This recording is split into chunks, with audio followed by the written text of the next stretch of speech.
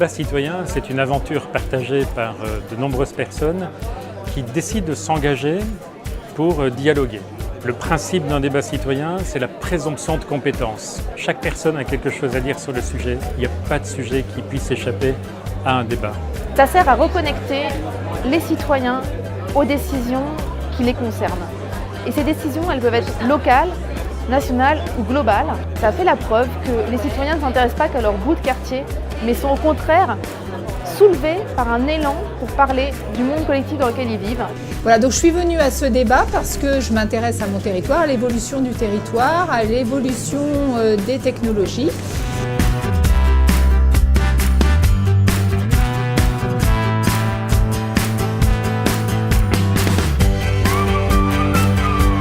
Le point de vue des citoyens est une inconnue aujourd'hui puisqu'on a beaucoup de discours commerciaux à travers des congrès ou de scientifiques, mais on n'a absolument pas le point de vue des citoyens. C'est plutôt les équipementiers, les constructeurs justement sur ce sujet qui ont la main mise, le lobbying, etc. Donc là, pouvoir réunir 500 personnes sur 5 territoires en même temps qui discutent du même sujet et leur donner le droit de s'exprimer, je trouve ça très intéressant. Toutes les métropoles se posent la question de ces mobilités, de cette révolution des mobilités qui est devant nous. Et l'invitation donc de Mission Publique à participer à ce débat citoyen nous apparaît très opportune. Le véhicule autonome, il pose beaucoup de questions et j'espère que ce débat va esquisser des réponses. Je me suis inscrit et étant chauffeur de bus, je suis en train de signer mon arrêt de mort. C'est en même temps pour trouver une autre alternative, m'adapter à un futur. C'est-à-dire avoir un autre métier peut-être, pourquoi pas. On voit bien d'ailleurs que c'est la première crainte qui est exprimée par les citoyens dans le débat, de voir disparaître un certain nombre de métiers. Donc cela nous oblige à penser quelles doivent être les évolutions de ces métiers à cet horizon-là. Et donc participer à ce débat citoyen aujourd'hui nous permet aussi de discuter, de récolter des besoins de la part des utilisateurs du véhicule. Toutes les heures on changeait de table, ça nous permettait de rencontrer des personnes différentes. C'est génial de voir des gens qui viennent d'un peu partout dans la région, des gens qui ne se connaissent pas, qui se parlent ouvertement des véhicules autonomes et ses enjeux. On ressent vraiment l'intérêt autour de ce sujet passionnant.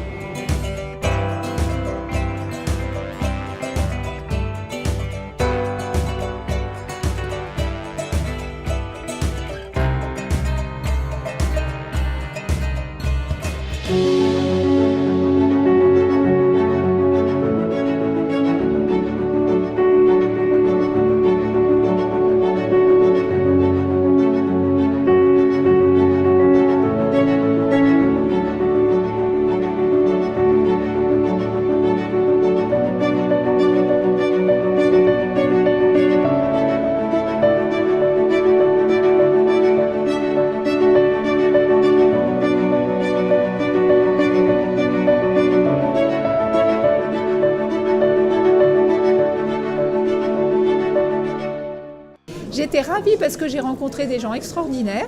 Tous les gens qui étaient là, franchement, dans les débats, ça a été d'une grande richesse. Alors je dois dire que je suis tout à fait épaté par la qualité des échanges et la diversité des profils qui se sont présentés aujourd'hui et c'est un débat tout à fait passionnant. Alors j'ai vécu ce débat avec beaucoup d'intérêt. C'était intéressant d'échanger avec des personnes différentes qui ont des préoccupations différentes. C'était aussi l'occasion de sensibiliser les personnes avec qui j'étais sur cette question de l'accessibilité pour tous. Ce qui m'étonne le plus dans les échanges, c'est de voir combien les citoyens sont prêts à accueillir les nouvelles formes de mobilité. Ils sont curieux, ils pensent que ça va être une perspective proche, très près d'eux, et que les véhicules sans conducteur feront partie de leur quotidien demain. Et ces échanges sont extrêmement précieux parce qu'ils nous permettent, en tant qu'assureurs, d'anticiper les solutions d'assurance que nous devons développer demain pour répondre au mieux à ces nouveaux besoins. C'est enthousiasmant, c'est vraiment enthousiasmant. C'est aussi déstabilisant parce qu'il faut sortir, j'allais dire, de nos schémas de pensée. Et j'ai pris conscience en fait uniquement avec cette journée et en lisant le magazine que l'impact sur les villes et la forme des villes allait être conséquente. Alors que je fais quand même des études d'urbanisme et on n'avait pas parlé jusque-là.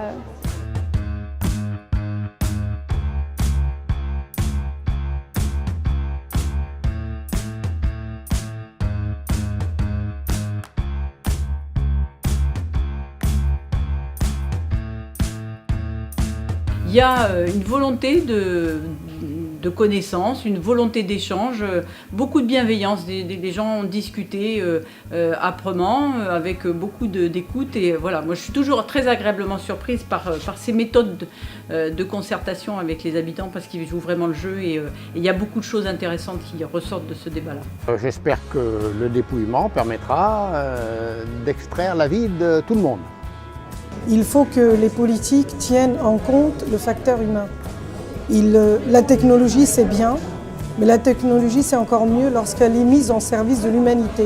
Le premier enseignement, c'est d'arriver à construire des territoires dans lesquels la possession d'une voiture à titre individuel n'est plus obligatoire.